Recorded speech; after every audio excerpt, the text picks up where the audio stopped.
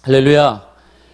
이 시간에 계속해서 우리 창세기 14장 말씀 가지고 강해 이어가면서 하나님의 은혜를 나누겠습니다. 한번 말씀의 제목을 한번 따라해 봅시다. 하나님의 사람이 사는 길. 네, 하나님의 사람이 사는 길이라는 제목을 가지고 함께 말씀을 나누도록 하겠습니다. 자, 아까도 우리가 16절까지 말씀 읽었지만 왕들 이름 때문에 혀가 그냥 잘 안 돌아가시죠? 저도 설교 준비할 땐 계속 읽었는데 또 막상 앞에서 읽으려니까 떨려가지고 발음 틀릴까봐 혀가 잘 안 돌아가는데 수많은 왕들의 이름이 나오니까 여러분이 성경 공독을 하고 일어섰지만 뭘 읽었는지는 잘 기억에 다 고개 끄덕거리고 계시잖아요 지금. 제가요 그래서 예전에도 말했죠. 제가 그 샬롬 할 때는 그 성경 공독 안 했어요. 중고등부 애들은 더 심해. 지네들이 읽어놓고 고개 든 다음에 거의 무아지경에서 읽어요. 아무것도 뭘 읽었는지 몰라요. 그래서 제가 설교할 때 1절부터 뭐 10절까지만 다 설명하는 이유가 그래서 그래요. 이게 하나하나 이렇게 맥락 가지고 설명하면 아는데 이렇게 특별히 역사적인 배경과 왕들의 이름이 이렇게 막 많이 나오면 특별히 족보 같은 거라든지 이런 거는 읽어도 큰 의미는 없죠. 족보 같은 거는 그 어려운 이름들만 막 수십 명 읽고 나면은 오히려 성경을 멀리하게 되고 안 읽게 되고 이런 부작용이 있기 때문에 제가 또 마저 하시는 분들이 몇 분 계시네요. 이 얼굴 보니까 제가 쉽게 오늘 내용 본문 배경을 설명드리도록 하겠습니다. 자, 오늘 본문 말씀의 배경은 이렇습니다.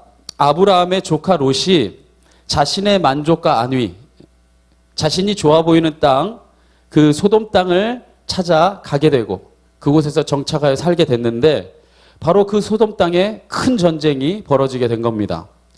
먼저 싸움을 건 쪽은 누구냐? 엘람 왕 그돌라오멜. 그러니까 여기 이제 계속해서 여러 가지 왕들의 이름이 나오는데 딱 중요한 왕은 이 엘람 왕 그돌라오멜이에요. 이 사람이 제일 중요해요. 그돌라오멜이 바로 이 네 왕들의 연합군의 우두머리입니다. 자, 이 그돌라오멜과 소돔 왕이 중요합니다. 이 소돔 왕 베라. 그러니까 사실 말하면 그돌라오멜하고 베라하고 둘이 싸우는 거예요. 나머지는 다 뭐다? 연합군. 그돌라오멜은 4개의 도시 연합군, 소돔 왕은 5개의 도시 연합군이에요. 그러니까 이 두 왕이 싸우는 거라고 생각하세요. 나머지는 떨거지, 붙어있는 애들, 수하들. 그렇게 하면 좀 더 쉬워요. 왕의 이름이 계속 나오고 있긴 하지만 사실 이 두 진영을 계속해서 쓰고 있는 겁니다. 자, 그래서 먼저 싸움을 건 쪽은 엘람 왕 그돌라오멜 연합군. 이 상대편은 소돔 왕 베라를 중심으로 한 5도시 연합군. 자, 4도시와 5도시의 연합군이 싸우기 시작한 겁니다. 바로 그것을 1절과 2절에서 말해주고 있어요. 자, 그런 개념 이해를 가지고 한번 1절과 2절만 한번 봅시다. 이 두 진영을 다 설명하는 거니까 1절과 2절은 딱 이해하셔야 돼요. 자, 1절 한번 읽어볼까요? 시작. 당시에 엘라살 왕 아리옥과 엘람 왕 그돌라오멜과 고임 왕 디다리 이렇게 나오죠. 그죠? 그러니까 시날 왕 아무라벨, 엘라살 왕 아리옥, 엘람 왕 그돌라오멜, 고임 왕 디달. 그러니까 4명이죠. 어디 왕이라는 설명만 있는 겁니다. 자, 그러니까 앞에는 도시 이름이고 뒤에는 왕의 이름인데 이 중에서 제일 중요한 사람이 누구라고요? 벌써 잊어버리면 안 되죠. 그돌라오멜. 그돌라오멜이 우두머리입니다. 자, 반대편. 그럼 전쟁의 이제 상대편은 누구냐? 2절이 설명합니다. 2절을 한번 다 같이 읽읍시다. 시작. 고모라 왕 비르사와 아드마 왕 시납과 스보임 왕 세메벨과 벨라 곧 소알 왕과 싸우니라. 자, 싸웠다죠. 이쪽 상대편은 5도시잖아요. 소돔 왕 베라, 고모라 왕 비르사, 아드마 왕 시납, 스보임 왕 세메벨. 그 다음에 벨라 곧 소알 성이죠. 이제 나중에 이 롯이 도망가는 성입니다. 곧 소알 왕과 싸우게 됩니다. 자, 이 두 연합군이 전쟁을 하기 위해서 시딤 골짜기라는 곳에 모인 겁니다. 그게 3절이에요. 자, 3절에 보면 이렇게 써 있습니다. 이들이 다 시딤 골짜기, 곧 지금의 어디에 모였더라? 염해라고 하면은 사해바다죠. 그러니까 오늘날의 사해바다에 이제 이들이 싸우려고 두 도시가 이제 진영을 차리고, 여러분 뭐죠? 이 전쟁 영화 같은 거 보면 이렇게 진영 차리잖아요. 바로 거기가 사해예요. 우리 예전에 우리 담임 목사님하고 그 성지순례 가셨던 분들도 꽤 있으시잖아요. 거기 우리가 사해에 갔었어요. 바로 그 사해 쿰란 공동체가 있는 바로 그 근처 사해 어딘가에 이 시딤 골짜기에 이 두 진영이 자리를 잡은 겁니다. 자, 그렇다면 이 전쟁이 왜 일어난 건가? 이 전쟁이 일어난 이유는 그겁니다. 한번 따릅시다. 배반. 배반을 했어요. 그러니까 둘 중에 하나가 배반을 한 거예요. 그죠? 한쪽 편이 배반을 해서 전쟁이 일으킨 건데 누가 배반을 한 거냐? 소도망 쪽이 배반을 했어요. 그러니까 소도망 쪽이 왜 배반했냐? 이 소도망을 중심으로 한 이 5도시 연합군. 그래서 이 사절에 이렇게 설명되어 있는데 뭐라고 설명되어 있냐? 사절을 보면 이렇게 써 있습니다. 이들이 12년 동안 그돌라오메를 섬기다가 제13년에 뭐한지라? 배반했대요. 그러니까 그돌라오메를 섬겼대요. 그러니까 이쪽이겠죠. 5도시 연합군이겠죠. 예, 이해가 끄덕해 주세요. 그러지 않으면 진도를 못 나가니까. 이 5도시 연합군이 섬기다가 배반한 거예요. 그돌라오메를 섬겼으니까.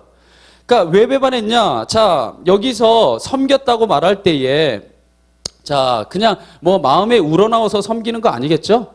진심으로 뭐 사랑해서 섬기는 거? 절대 아니죠. 나라와 나라끼리 섬긴다고 하는 것은 군사력에 압도되어서 조공을 바치고 치욕적으로 섬겼다는 의미입니다. 그러니까 마음속으로는 늘 뭐라고 생각할까요? 마음 한켠으로 내가 힘만 생겨봐라. 다 죽일 거야. 내가 이 치욕적인 이 다스림에서 벗어날 거야. 우리나라는 이런 심정을 알기 쉽죠? 우리 일제 치하에서 36년간을 지냈잖아요. 다 어디서 살다 오셨어요? 다 우리 한국의 그 정서를 모르시는 것 같네. 한일전은 전쟁이잖아요. 예. 우리는 그런 다스림을 받아봤기 때문에 이 사람들이 그러니까 12년 동안 이 그돌라오멜의 이 다스림을 받은 겁니다. 조공을 바치고 속국으로서 살았던 거예요. 그러다가 이들이 힘이 생긴 거죠. 그래서 5도시가 연합한 겁니다. 연합해서 배반했다는 얘기는 뭐냐? 이제 우리가 당신을 더 이상 섬기지 않겠다. 그거를 12년 동안 섬기다가 13년에 이제 역모를 일으킨 거죠. 그래서 안 섬기겠다고 들고 일어난 겁니다. 그래서 이 반란에 직면한 엘라망 그돌라오멜이 제14년에 4개 도시 연합군을 구성해서 이 족속들을 하나둘씩 섬멸해 가기 온 겁니다. 그러니까 여러분 이게 되게 어려운 내용 같지만 전쟁이에요. 자, 섬기다가 안 섬긴다고 속된 말로 개기니까 이제 깔아뭉개러 오는 겁니다. 4개 도시가 연합을 해서. 그래서 그 과정이 5절에서 7절까지 설명되어 있습니다. 자, 5절에서 7절에 보면 이렇게 써 있죠. 제14년에, 이해하죠? 12년까지 섬기다가 배반하니까 13년에 배반하니까 14년에 그돌라오멜과 그와 함께한 왕들이 나와서 아스드롯 가르나임에서 르바 족속을, 함에서 수수 족속을, 샤웨 기라다임에서 엠 족속을 치고 호리 족속을 그 산 세일에서 쳐서 광야 근방 엘바란까지 이르렀으며 그들이 돌이켜 엠미스밭 곧 가데스에 이르러 아말렉 족속의 온 땅과 하사손 다말에 사는 아모리 족속을 친지라. 몇 개의 족속을 쳤어요? 내가 계속 세면서 해주던 6개. 예, 그죠? 예, 정신이 나가면 안 돼요. 이게 많이 막 족속 나오는데 정신 나갔다 오면 어디 갔는지 몰라요. 르바 족속 앞에는 어디서 누구를 지명을 알 필요 없고 르바 족속, 수수 족속, 엠 족속, 호리 족속, 아말렉 족속, 아모리 족속 다 쳐버린 겁니다. 쑥대만 맞는 거예요. 그리고 이제 소돔과 고모라 왕을 중심으로 한 5도시 연합군 동맹군을 치려고 이제 시딤 골짜기에 선 겁니다. 이미 6개 족속을 다 섬멸했어요. 이에 대항하여 소돔 왕을 중심으로 한 5도시 연합군도 진을 치는 거죠. 그게 8절에 설명되어 있습니다. 8절에 보면 이렇게 써 있죠. 소돔 왕과 고모라 왕과 아드마 왕과 스보임 왕과 벨라고 소월 왕이 나와서 시딤 골짜기에서 그들과 전쟁하기 위해서 진을 쳤더니 이해가시겠죠? 5도시입니다. 전쟁의 원칙은 간단합니다. 자, 보세요. 전쟁의 원칙은 딱 2가지죠. 뭐하고 뭐밖에 없어요. 전쟁을 한 번도 본 적이 없으니까. 이기거나 지거나. 전쟁의 원칙은 딱 간단해요. 이기거나 지거나. 이기거나 지는 게 결판이 안 나면 뭐예요? 휴전하는 거죠. 휴정. 우리나라는 지금 이기거나 지거나가 결판이 안 나서 휴전선이 있는 거예요. 그건 뭐예요? 쉬는 거지 전쟁이 끝난 게 아닙니다. 우리나라는 아직까지 전쟁 중에 있는 상황인 거예요. 왜? 휴전선이. 그게 뭘로 바뀌면 전쟁이 끝난 거예요? 국경선으로 바뀌면 전쟁이 끝난 겁니다. 근데 우리나라는 38도에 휴전선이 있기 때문에 전쟁이 끝난 상태가 아니에요. 전쟁은 명확하게 이기거나 지거나 해야지 끝나는 겁니다. 그러니까 둘 중에 하나죠. 이제 이 4도시 연합군하고 5도시 연합군이 이제 맞붙으면 전쟁의 원칙은 이기거나 지는 거죠. 내가 살기 위해서는 너를 죽여야만 하는 것이 전쟁이에요. 이제 두 연합군의 싸움에서 지는 쪽은 멸망을 당할 수밖에 없는 상황입니다. 그렇게 절체절명의 목숨을 건 사투가 시작되죠. 바로 9절에 그것을 이야기합니다. 엘람왕 그돌라오멜과 고임왕 디달과 시날왕 아무라벨과 엘라살왕 아리옥 네 왕이 곧 그 5왕과 뭐하니라? 맞섰다. 이게 뭔 얘기예요? 싸웠다는 겁니다. 싸움이 시작됐습니다. 자, 길게 얘기할 필요 없이 그럼 싸움의 결말이 어떻게 됐습니까? 10절과 11절이 싸움의 결말을 말해주고 있습니다. 자, 10절과 11절 봅시다. 시딤 골짜기에는 역청과 구덩이가 많은지라 소돔왕과 고모라 왕이 뭐 할 때에? 졌단 얘기예요. 5도시 연합군이 졌어요. 소돔왕과 고모라 왕이 달아날 때 그들이 거기 빠지고 나머지는 산으로 도망하게 네 왕이 소돔과 고모라의 모든 재물과 양식을 빼앗아가고 완벽하게 졌습니다. 그돌라오멜 이 연합군이 6개 족속 다 치고 5개 도시 연합군 왕들 다 쳐버린 거예요.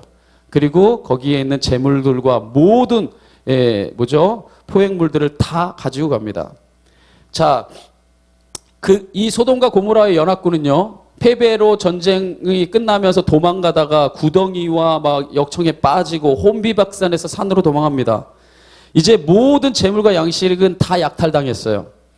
고대 시대건 현대건 상관없이 이 전쟁에서 패한다고 하는 것은 어마어마한 고난을 동반하는 겁니다.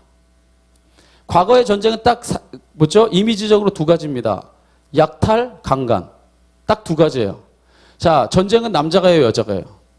남자가 하죠. 전쟁이 남자가 하는데 이 피를 보는 거죠. 그럼 사람들이 흥분하게 됩니다. 피를 보고 흥분하는데 남자들이 전쟁을 할 때 하루 이틀에 끝나는 게 아니에요. 이게 오랜 시간 전쟁을 하기도 하고 때로는 뭐 10년 가까이 고대 전쟁에서 가기도 하고 꽤 오랜 시간을 농사지면서 전쟁해요. 한쪽에서 농사짓고 한쪽에서 전쟁하는 겁니다. 그래서 이 전쟁에서 이기는 순간에요, 내가 모든 걸 취할 수 있기 때문에 반드시 동반되는 게 약탈과 강간입니다. 그거는 부인할 수 없는 전쟁의 원칙이에요. 그러니까 한 나라가 아예 다 쑥대밭이 돼버리는 거예요. 과거에 징기스칸 같은 이런 정복자는 이렇게 어마어마한 땅들을 정복하잖아요. 그래 어마어마한 땅들을 정복할 때에 뒤에서 자기를 치러 오면 자기가 다 감당할 수 없기 때문에 약탈과 강간만 했을 뿐 아니라 다 불질러 버립니다. 아예 생명의 씨가 없게 다 불질러 버려요. 그래서 뒤에서 치지 못하게. 그러니까 전쟁이라고 하는 것은 지는 거는 어마어마한 고통과 어마어마한 이 패배를 통한 이 어마어마한 이 삶에서 겪어야 될 수많은 아픔들이 있는 겁니다. 자, 이렇게 소돔과 고모라는 그돌라오멜의 이 통치에 반발했다가 엄청난 대가를 치르게 되죠. 그렇다면 자, 지난 시간 우리가 설교를 들었던 이 롯이 소돔의 자리를 잡았는데 롯이 어떻게 됐는가? 이 전쟁으로 인해 롯도 또한 포로로 끌려가는 엄청나게 이제 치욕적이고도 고통스러운 환경에 접하게 됩니다. 바로 그걸 12절에 말해주고 있죠. 자, 12절 다 같이 한번 읽어보겠습니다. 시작. 그 재물까지 노력하여 갔더라. 자, 소돔에 거주하고 있던 아브라함의 조카 롯도 사로잡혔고 그의 재물도 이제 하나도 남김없이 다 노략질 당합니다. 자, 자신의 만족을 위해, 자신의 안위를 위해, 자신을 위해 찾아갔던 소돔 땅에서 처절하게 롯은 실패를 맛보게 된 것입니다. 우리가 이 말씀을 통해서 깨닫게 되는 중요한 사실은 무엇입니까? 하나님께 묻는 것이 아니고 하나님의 생각을 나누는 것이 아니고 자신의 유익, 자신의 생각, 자신의 판단으로 자신이 원하는 것을 쫓는 것이 당장에는 성공하는 것 같지만 결말이 아름답지 못하다는 거예요. 이것이 하나님을 떠나버린 백성이 맞게 되는 결국의 인생길입니다. 이건 세상의 길을 쫓아가는 사람이 살아가는 삶의 여정이죠. 원래 소돔과 고모라는 어떤 땅이었습니까? 우리가 지난 시간 말씀을 통해서도 봤겠지만 창세기 13장 10절에 보면 소돔과 고모라를 가리켜 물이 넉넉하고 이렇게 아름다운 모습이 마치 여호와의 동산 같고 애굽의 비옥한 땅 같았다고 설명하고 있습니다. 이 소돔과 고모라가 그래서 여호와의 동산 같았다는 이미지는 뭐냐? 바로 어떤 동산과 같았다? 에덴 동산 같이 아름답고 물이 풍부하고 이렇게 모든 것이 허락되어 있는 비옥한 땅이었다는 겁니다. 바로 그 아름다운 것이 얼마나 이 롯에게는 유혹이 됐던지 바로 그것에 홀딱 빠져서 아브라함은 아랑곳하지도 않고 하나님께는 묻지도 않고 자기가 그것을 차지하기 위해 달려간 거죠. 롯이 보기에는 그것이 부족함이 없는 풍성한 땅이고 행복이 약속된 것처럼 보였지만 하나님의 관점에서 달랐어요. 하나님은 그 땅을 보고 뭐라 했냐면 창세기 13장 13절에 보면 한번 같이 읽어볼까요? 시작. 소돔 사람은 여호와 앞에 악하며 큰 죄인. 이게 하나님이 보는 관점이었어요. 자, 롯은 뭐만 봤어요? 조건만 봤어요. 여호와의 동산 같고 물이 풍부하고 비옥하고 많은 것이 나고 있는 조건만 봤어요. 그런데 거기에 있는 가장 중요한 건 조건이 아니라 사람이었어요. 그 소돔에 살고 있는 사람들은 악했다는 거예요. 하나님과 동행하지도 않고 하나님의 뜻을 묻지도 않고 하나님이 생각하기에 저들은 큰 죄인이었다는 겁니다. 바로 그걸 보지 않았어요. 본질은 보지 않았어요. 오직 그 조건만 보고 이 롯은 달려간 겁니다. 사람의 눈에는 보기 좋고 비옥하고 아름다운 땅이었을지 모르나 하나님 눈에는 죄악이 판을 치는 큰 죄인의 땅이 바로 소돔이었습니다. 즉 사람은 겉모습을 보지만 하나님은 중심을 보고 계셨던 거죠. 아브라함이 그 중심을 보는 눈이 있었을까요? 아브라함이 그 중심을 보고 소돔 땅을 안 간 걸까요? 아니요. 아브라함 몰라요. 제가 지난 수요 예배 때 이 창세기 강의할 때도 나눴지만 아브라함은요 그렇게 신앙적으로 위대한 사람 아닙니다. 몰라요. 다만 하나님께 물었을 뿐이죠. 하나님이 가자 하는 곳에 그냥 갔을 뿐이에요. 바로 이 롯은 자기의 선택, 자신의 이 안위를 위해 쫓아갔던 그 곳에서 처음에는 대단히 성공한 것 같았지만 결국에는 완전한 실패로 끝납니다. 반면 하나님과 함께 그냥 하나님이 인도하시는 광야의 땅을 선택한 아브라함은 어떻게 됐습니까? 하나님의 도우심으로 말미암아 이제 점점 더 부강하게 되고 이제 그는 물질의 복뿐 아니라 영의 복까지 받는 하나님의 믿음의 조상이 되는 그런 하나님의 그런 귀한 복을 누리는 인생으로 변화됩니다. 우리가 옛날에 그런 찬양하죠. He's changing me. 늘 조금씩 나를 변화시키셔서 더 아름다운 자리로 이끌어 가십니다. 우리가 흔히 하는 말 중에 광야의 영성이라는 말이 있습니다. 풍족하고 부족함이 없는 환경에서는 하나님 외에도 의지할 게 많기 때문에 영성이 자라지 않아요. 광야를 거치지 않은 사람은 절대로 영성이 자라지 않습니다. 왜냐하면 하나님 외에도 얼마든지 내가 그것을 헤쳐나갈 길이 있기 때문에. 그러나 광야에서는 의지할 곳이 하나님 한 분밖에 없습니다. 그래서 가난한 심령으로 하나님만 구하기 때문에 깊이 있는 영성의 사람이 됩니다. 성경을 보십시오. 다윗도, 세례 요한도, 바울도 다 광야에서 깊이 있는 영성의 사람이 됐습니다.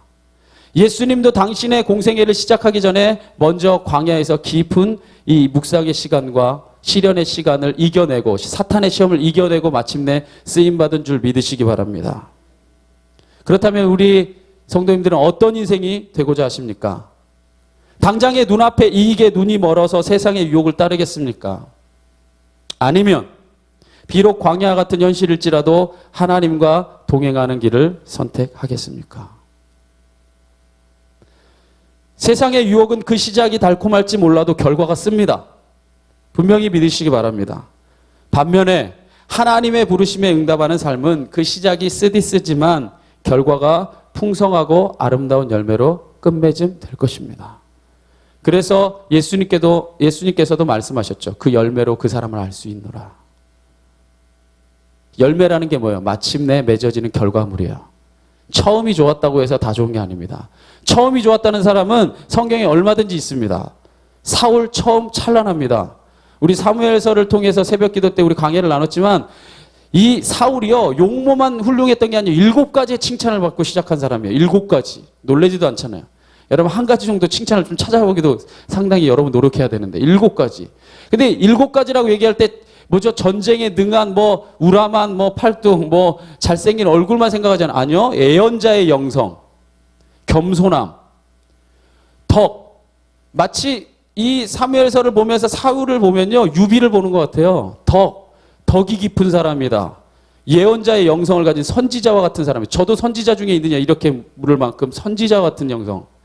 엄청난 깊이 있는 칭찬을 7가지나 받았어요. 시작은 좋죠. 그런데 왕으로 시작하고 나서 그에게 하나님 앞에 무릎 꿇는 과정이 없어요. 광야의 시간이 없어요. 그러니까 끊임없이 자기가 무엇인가 되려고 했을 때 망가지는 인생이 되고 맙니다. 그러나 광야의 영성을 거치고 세워진 다윗은 시작은 초라했지만 마지막에 하나님의 마음에 합한 자가 된 줄 믿으시기 바랍니다.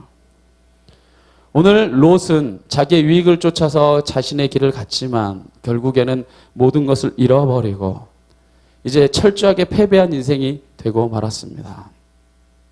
자, 그런데 이 롯에게는 누가 있었냐? 아브라함이 있었어요. 여러분에게도 그런 사람이 있었으면 좋겠어요. 여러분이 때론 롯이 되더라도 여러분에게 아브라함이 있어야 돼요. 할렐루야. 그러니까 여러분 그렇게 좋은 멘토를 좀 찾으세요. 주위에 아브라함 같은 사람 없나? 순전 롯 같은 사람만 있으면 좀 벗어나서 여러분의 그 소돔 땅을 좀 벗어나서 여러분 멘토를 좀 찾으세요. 아브라함과 같은 사람 있잖아요. 여기 적어도 수협에 오는 사람 한번 둘러보세요. 여기 아브라함 가능성이 많아요. 빨리 둘러보세요. 여기 김추식 장로님, 저희 정기로 원사님, 양동수 원사님, 남자들은 이렇고 여자들은 너무 많아서 제가 말 안 할래요. 이렇게 귀한 사람이 옆에 있어야 돼요. 롯에게는 결정적으로 실패하긴 했지만 아브라함이 있었습니다. 나중에 이제 보게 되는 이 아브라함이 롯을 구하기 위해서 얼마나 하나님 앞에 진언합니까? 6번에 걸쳐서 소돔 땅에 하나님 앞에 의인이 50명 있으면 그리고 45명 있으면 40명 있으면 이렇게 하면서까지 롯을 살려내려 하잖아요. 이 아브라함, 다행히도 이 소돔 땅이 약탈당하던 중에 한 사람이 도망합니다. 도망가요. 그리고 나서 아브라함에게 달려갑니다. 그리고는 조카 롯이 당한 모든 환난에 대해서 아주 자세하게 전달해 줍니다. 바로 13절 상반절에, 다 읽으면 너무 기니까 13절 상반절에 이렇게 기록되어 있어요. 자, 도망한 자가 와서 히브리 사람 아브라함에게 알리니, 모든 것을 알려준 거예요. 롯이 고난당한 거, 지금 모든 5개 연합군이 다 패한 거, 롯이 지금 다 이제 끌려가지고 이제 가고 있는 거, 포로로 끌려가고 있는 거 다 말해줍니다. 자, 자신의 만족과 유익을 쫓자 아브라함을 외면하고 소돔 땅을 향해 갔던 롯이지만 그럼에도 불구하고 아브라함은 여전히 롯을 염려하고 사랑하고 있었습니다. 멋진 이 멘토 같은 사람이죠. 그 증거를 어디서 볼 수 있냐면 롯이 위기에 빠졌다는 소식을 듣고 앞뒤 잴 것도 없이 곧바로 14절에 단박에 뛰쳐나가는 모습에서 그 모습을 찾아볼 수 있어요. 바로 14절에 그 말을 듣자마자 어떻게 합니까? 아브라함이 그의 조카가 사로잡혔음을 듣고 곧바로 집에서 길리고 훈련된 자 318명을 거느리고 단까지 쫓아가서. 저는 이 모습에서 아브라함이요, 큰 믿음의 사람으로 성장하고 있는 3가지 증거를 보게 됩니다. 이 14절 말씀을 통해서 이 아브라함이 참으로 큰 믿음의 사람이 되고 있다. 우리가 이것을 엿볼 수 있는 3가지의 이 모습들이 등장하는데요. 첫 번째, 이 아브라함이 큰 믿음의 사람이 되는 것을 어떻게 알 수 있냐? 첫 번째 한번 따라합시다. 롯을 용납하고 사랑으로 품었다. 자, 첫 번째로 이 아브라함이요, 롯을 용납하고 사랑으로 품습니다. 보세요. 아브라함이 지금 군대를 이끌고 그돌라오멜 군대에게 달려갔다고 하는 것은 죽을 각오를 했다는 의미예요. 죽을 각오를 하고 롯을 구하러 간다는 얘기입니다. 즉 아브라함은 롯을 구하기 위해서 목숨을 한 거예요? 목숨을 건 거예요. 지금 아브라함이 싸우려는 상대인 그돌라오멜 왕의 연합군은 어떤 사람들입니까? 아까도 제가 말했지만 르바 족속, 수수 족속, 엠 족속, 호리 족속, 아말렉 족속, 아모리 족속 다 쑥대밭으로 만들어버리고 그럴 뿐 아니라 소돔과 고모라를 위시한 5개 연합군들을 다 섬멸하고 그들의 모든 노획물들을 가지고 가고 있는 어마어마한 군대예요. 자, 이 군대를 일개 가족에서 구성한 318명의 군대를 데리고 가서 일개 가족에서 이 세워진 군대 가지고 가서 싸우겠다고 하는 것은 목숨 잃을 각오가 아니면 못 가요. 그렇지 않나요? 대답 좀 했어요. 못 가요. 목숨 잃을 각오가 아니면 못 갑니다. 그렇다면 역설적으로 뭘 얘기해 주는 거예요? 아브라함이 목숨처럼 누구를 사랑한다는 얘기예요.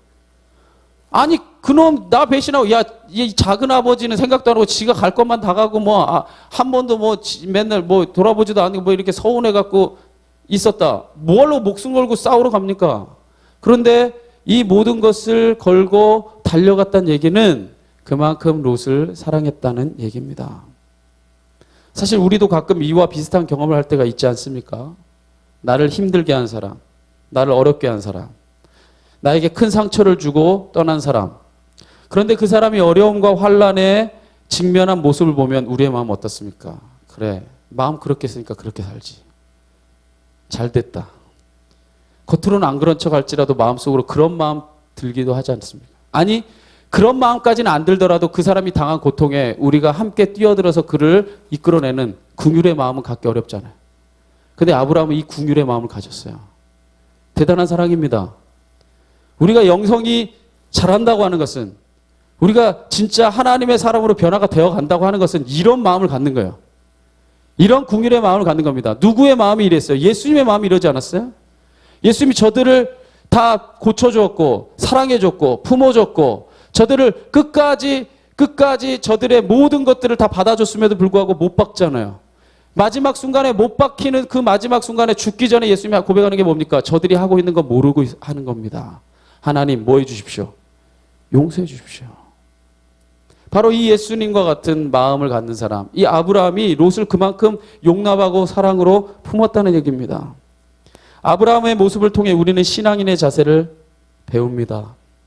진정한 하나님의 사람은 비록 나를 힘들게 하고 어려움을 주고 떠난 사람일지라도 끝까지 용납하고 품을 줄 알아야 합니다. 그것이 하나님 사랑의 크기이기 때문입니다. 첫 번째 아브라함은 롯을 용납하고 사랑으로 품었습니다. 두 번째, 이 하나님 앞에 이 영성의 사람으로 변화되고 거성으로 변화되는 이 흔적을 어디서 볼 수 있냐? 이 아브라함이 두 번째는요, 한번 따라해봅시다. 늘 준비하는 삶을 살았다. 뭐 하는 사람 살았다고요? 준비하는 자가 이 진정으로 성숙하게 되고 거성이 되는 겁니다.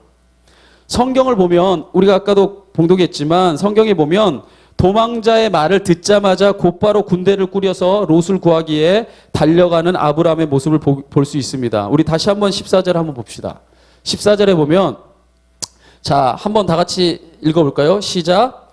아브라함이 그의 조카가 사로잡혔음을 듣고 집에서 길리고 훈련된 자 318명을 거느리고 단까지 쫓아가서. 자, 보세요. 성경 말씀 띄워주세요. 계속요. 늘 준비하는 삶을 살지 않았다면 13절에 도망자가 와서 롯의 상태를 설명하고 14절에 곧바로 그 말을 듣고 집에서 길리고 훈련된 자 318명을 거느리고 바로 쫓아가는 일이 이게 가능하지 않습니다. 그런데 이 말을 듣자마자 이렇게 재빠르게 반응할 수 있었다고 하는 것은 바로 늘 준비하는 삶을 살았다는 얘기예요. 자, 이 아브라함이 병사를 모아서 전장에 막 곧바로 갔다고 하니까 사람들이 쉽게 생각하기를 아브라함을 호위하던 상비군이 있었나 보다 생각하기 쉽지만 아닙니다. 사실은 그렇지 않아요. 이들은 바로 아브라함의 대부분이 종들입니다. 식솔이거나 대부분은 종들이에요. 이들이 평상시에는 양을 치면서 생활하다가 그러니까 수시로 군사훈련을 받은 거죠. 그러니까 본토 친척 아비집을 떠난다고 할 때 본토와 친척 아비집은요, 자기를 보호해주는 부족국가, 시족국가의 이 족장국가의 형태를 이루고 있을 때는 자기를 보호할 수 있는 모든 울타리가 자기 식구들이에요. 그러니까 이 사람들이 또한 군대이기도 한 겁니다. 그러니까 평상시에는 이들이 집에서 여러 가지 일들을 하다가 수시로 군사훈련을 받아서 자기 자신을 지킬 수 있는 정도의 힘을 기르는 거죠. 그러니까 여기서 뭐라고 표현했습니까? 집에서 길리고 훈련된 자예요. 전문 군인도 아니고 이들이 직업 군인도 아니에요. 그냥 집에서 자신들의 이 양을 치고 유목민 생활을 하던 그 롯과 다퉜던 그 목자들, 바로 그 목자들이 이 군인들로 변화돼서 달려간 겁니다. 이 고대 시대에는 군인과 백성의 구분이 뚜렷하지가 않았어요. 직업군인 오늘날 같이 없습니다. 오늘날에도 직업군인은 아주 일부잖아요. 우리 대한민국 사회에서 대부분 집에서 길리고 훈련되지 않은 자를 보내잖아요. 예, 훈련되지 않은 자를 가가지고 막 진짜 사나이 만드는 과정을 거쳐서 군대 대기하지만 그 사람들이 대부분 일반인으로 다시 돌아오고 하잖아요. 과거에는 이러한 체제였기 때문에 이들이 전시가 될 때에는 군사가 되지만 평상시에는 일반 사람들의 종들이었어요. 그러니까 이렇듯 아브라함은 평안할 때의 환난 날을 대비해서 늘 준비하는 삶을 살았던 겁니다. 저는 이것을 보면서 이것이 믿음의 사람의 모습인 것을 깨닫게 됩니다. 하나님이 우리 삶의 보호자가 되시지만 우리 스스로도 늘 겸비하며 준비하는 삶을 살아야 됩니다. 그래야만 위기의 때를 기회의 때로 변화시키는 믿음의 사람이 됩니다. 하나님이 아무리 쓰고 싶어도, 아무리 착하고, 아무리 순진하고, 아무리 괜찮아 보여도 전혀 준비되어 있지 않은 사람을 어떻게 쓰겠어요? 자, 예를 들어보겠습니다. 우리가 다윗과 골리앗의 싸움을 두고 볼 때에 역사하신 하나님만을 이야기하지만 솔직히 그 역사하신 하나님 중간에는 누가 있었냐? 다윗이 있었어요. 다윗이 물매를 던지지 않았던들 골리앗이 죽을 수가 없죠. 맞고 죽을 수가 없죠. 하나님이 역사하실래도 다윗이 뭘 던져야 돼요? 물매를 던져야죠. 여러분 성경을 보면 사무엘서를 보면요. 다윗이요. 이 골리앗을 이긴 것이 기적이라고 말하지만 엄밀하게 따지면 안 죽는 게 더 기적이에요. 왜냐하면 사무엘서를 보면 이 다윗이요. 양을 치면서 맹수들이 공격에 올 때에 사자와 거기서 말하는 곰들과 사자들 이 맹수들이 양들을 먹으려고 공격에 올 때에 수많은 순간 입을 찢어버리고 이겨냈습니다. 바로 그들을 끊임없이 양들을 내 목숨처럼 지키면서 끝까지 싸워왔던 경험들 준비하는 삶이 있었던 겁니다. 생각해 보세요. 막 먹이를 먹기 위해서 달려오는 막 순간에 맹수처럼 막 달려오는 사자나 곰이 이 표정 맞추기가 더 어렵겠어요. 이 골리앗 무시하고 야 나를 개로 알고 얘를 데려왔냐 하면서 막 거의 3m 가까이 되는 거구가 막 뒤뚱뒤뚱 오는 게 훨씬 맞추기 쉽겠어요. 골리앗이 쉬워요. 이게 쫄았으면 어려운데 훈련이 잘 돼 있으면 그냥 맞히는 거예요. 다윗이 준비된 삶을 살지 않았더라면요 싸우러 나갈 용기도 없는 겁니다. 왜 물맷돌을 골라서 갔을까요? 분명히 사울은 물맷돌을 주지 않았어요. 사울은 이 칼과 갑옷을 줬어요. 근데 그것을 가지고는 도저히 이길 수 없다고 생각한 다윗이 그걸 기꺼이 벗어버리고 그가 물맷돌을 취했습니다. 왜? 이걸로 싸워야지 내가 준비된 것을 100% 발휘할 수 있으니까. 그러니까 다윗은 우연히 이긴 게 아닙니다. 기적으로만 이긴 게 아닙니다. 그가 늘 준비된 삶을 살았던 것 위에 하나님이 은혜를 부어주신 거예요. 할렐루야. 그러니까 진정으로 믿음의 사람은요 요행을 바라고 한순간에 뭔가 하나님이 다 해주겠지 하는 거 아닙니다. 매일매일 준비하고 성실히 살아간 사람 바로 그 상식 속에 하나님이 부어주는 거예요. 비상식적인 일들은 하나님이 꼭 일으켜야 되는 순간에 일으키는 거지 늘 비상식적으로 살아가면요 기독교인 다 비상식인이 돼요. 막 무당처럼. 오늘 여러분들이 하나님 앞에 늘 준비하는 삶을 살아가길 간절히 원합니다. 바로 이것이 아브라함의 모습이었어요. 첫 번째 롯을 사랑하고 용납하는 것. 또한 이 늘 준비하는 삶을 살았던 것. 마지막으로 세 번째 이 아브라함이 진정한 믿음의 사람으로 변화되고 있는 흔적을 어디서 알 수 있느냐. 한번 따라해 봅시다. 셋째로 아브라함은 믿음으로 행동했다. 뭐로 행동했다고요? 마지막에 가장 중요한 것은 믿음으로 행동했다는 겁니다. 아브라함이 군대를 이끌고 가서 그돌라오멜 왕의 연합군과 싸웠다고 하는 것은 결정적으로는 믿음 없이는 행할 수 없는 일입니다. 지금 제가 아까도 설명했지만 지금 아브라함이 싸움하러 달려간 그돌라오멜 연합군은요 최고의 지금 그 당시에는 가나안 땅에 있는 최고의 군대 집단입니다. 그런데 아브라함이 고작 자신의 집에서 기른 이 종들로 구성된 군사들 가지고 싸우겠다고 가는 것은 그것도 숫자도 보십시오. 얼마나 초라해요. 318명. 누구랑 비슷하네. 기드온의 300용사. 별것 아닌 숫자. 상징이죠. 바로 그들 데리고 군대를 이끌고 싸움을 하러 나갔다고 하는 것은 하나님을 믿는 믿음 없이는 불가능한 일입니다. 못 싸워요. 바로 여기서 아브라함의 믿음이 성장하고 있다는 것을 우리가 그 증거를 보게 됩니다. 한번 저를 보세요. 제가 웃긴 얘기 안 하고 지나갔더니 막 조는 분들이 계시는데 이제 말씀 거의 다 끝났습니다. 여러분 어렵게 읽었던 얘기 거의 지금 16절까지 다 왔어요. 어렵지 않죠? 네, 어렵지 않다고 해줘야 돼요. 그렇지 않으면 1절부터 다시 설명이 들어가는 거예요. 어렵지 않다고 해주세요. 네, 어렵지 않죠? 네, 내용은 간단한 겁니다. 그런데 여기서 아브라함의 믿음이 성장하고 있다는 증거를 어떻게 볼 수 있냐? 아브라함이 어떤 사람이에요? 불과 12장 말미에서 어떤 사람이었냐면요. 애굽에 있는 그 왕과 그 사람들이 두려워서 아내 누이라고 속이고 팔아먹었던 사람이에요. 바로 한 장 전에. 무섭다고 자기 죽을까 봐 아내까지 팔아먹은 사람이에요. 근데 지금 조카 구하겠다고 가잖아요. 그래도 아무리 그래도 아내가 가깝겠지. 조카보다야. 더 멀어요? 네, 아내가 가깝겠지. 그런데 아내를 제물 삼아 자기 살겠다고 했던 사람입니다. 아내, 하나님이 바로 그 사라와 너를 통해서 약속의 자손 주겠다는 그 약속 다 팽개쳐버리고 자신만 살겠다고 도망쳤던 사람이에요. 그처럼 소심하고 겁 많던 아브라함이 어떻게 이렇게 돌변해야 합니까? 죽으면 죽으려. 이건 진짜 죽겠다고 달려가는 거예요. 어떻게 이렇게 돌변할 수 있었던 건가? 그 이유는 광야의 생활 속에서 우리가 13장을 통해서도 봤지만 끊임없이 하나님을 경험했기 때문이에요. 뭐 했다? 하나님을. 그게 아브라함을 성장하게 한 겁니다. 아브라함이 대단해서가 아니라 하나님을 경험했어요. 믿음이 흔들리고 좌절하고 실패할 때마다 아브라함이 딱 하나 잘한 게 있어요. 아브라함이 딱 하나 잘한 거 뭐냐? 창세기 12장 7절과 12장 8절과 창세기 13장 4절과 창세기 13장 18절에 보면 늘 아브라함이 한 일이 뭐냐? 예배의 단을 쌓았더라.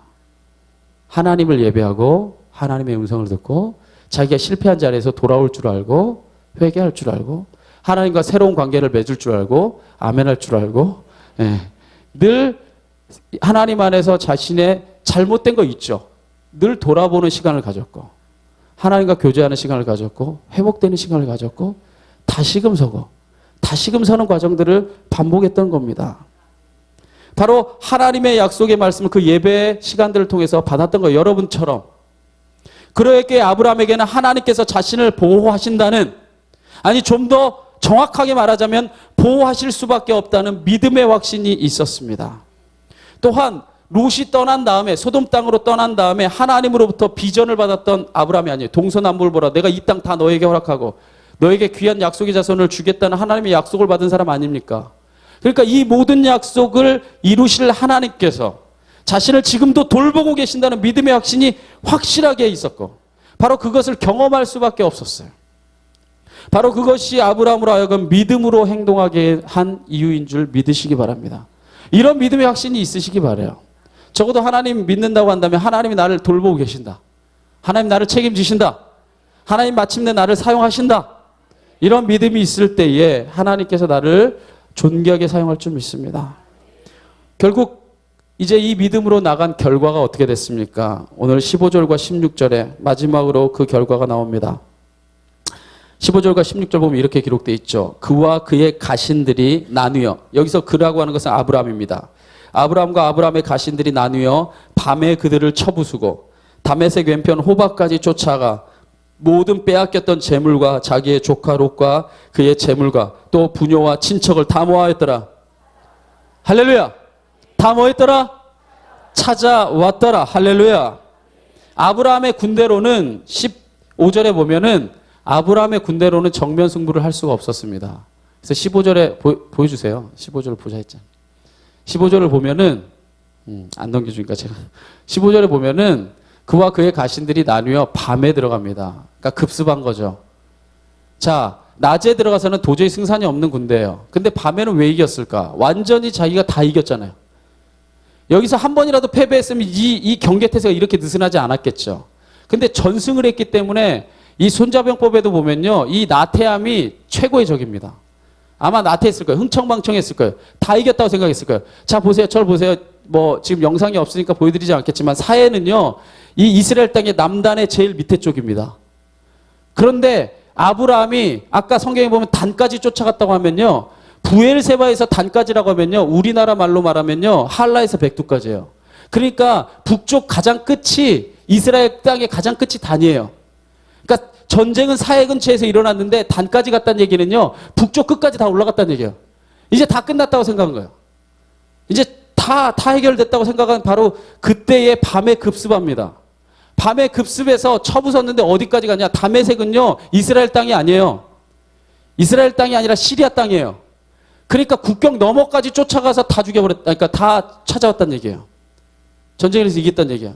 그러니까 아브라함도 대단하죠. 사해 근처에서 출발해서 북쪽 끝까지 달려가서 북쪽 끝에서 단에서 싸움 시작해서 바로 다메섹까지, 시리아 국경까지, 오늘날의 시리아 국경까지 넘어가면서까지 모든 것을 싸워서 재물과 부녀와 친척, 가장 중요한 롯을 찾아오게 됩니다.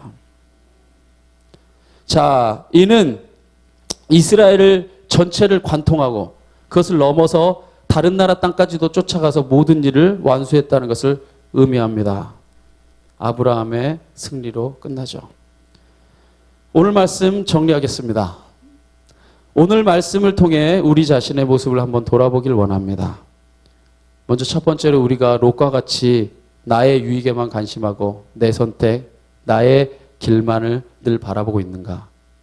아니면 하나님께 늘 묻고 있고 하나님과 늘 교제하고 예배단을 통해 하나님의 그 음성을 늘 듣기를 즐겨하고 있는가? 우리가 하나님과 교제하며 살아간다면 하나님의 음성을 듣는 자라고 한다면 이 아브라함과 같이 이러한 변화된 모습을 갖게 되기를 간절히 축원합니다. 무엇이 변화될까요? 내가 용서할 수 없는 사람, 때로는 내가 용납할 수 없는 그런 사람까지도 용서하고 끝까지 사랑으로 품을 때에 하나님의 역사를 일으키는 주인공이 될 수 있습니다. 또 한 가지 뭡니까? 우리가 사랑하고 용서하고 품는 진짜 거성이 되려면 준비하는 사람이 돼야 돼요. 오늘날 크리스찬들을 볼 때 제일 가슴 아픈 게 뭔지 아세요? 특별히 청년들 세대를 볼 때 저는 예수말교회 청년들도 속상합니다. 좀 팍팍 나가야 되는데 왜 교회 안에서만 예배를 많이 드리고 뭔가를 많이 할 때 사회적으로 영향력 있는 청년들이 막 나오지 않는가? 회개해야 됩니다. 뭐 하지 않았기 때문에. 준비가 제대로 되지 않았기 때문이에요.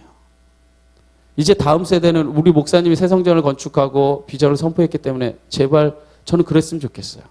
저는 제가 예전에 다니엘 공방을 할 때도 그게 꿈이었습니다. 다음 세대를 준비할 수 있는 준비된 사람들이 나와서 정말 사회에 영향력이 있어야지.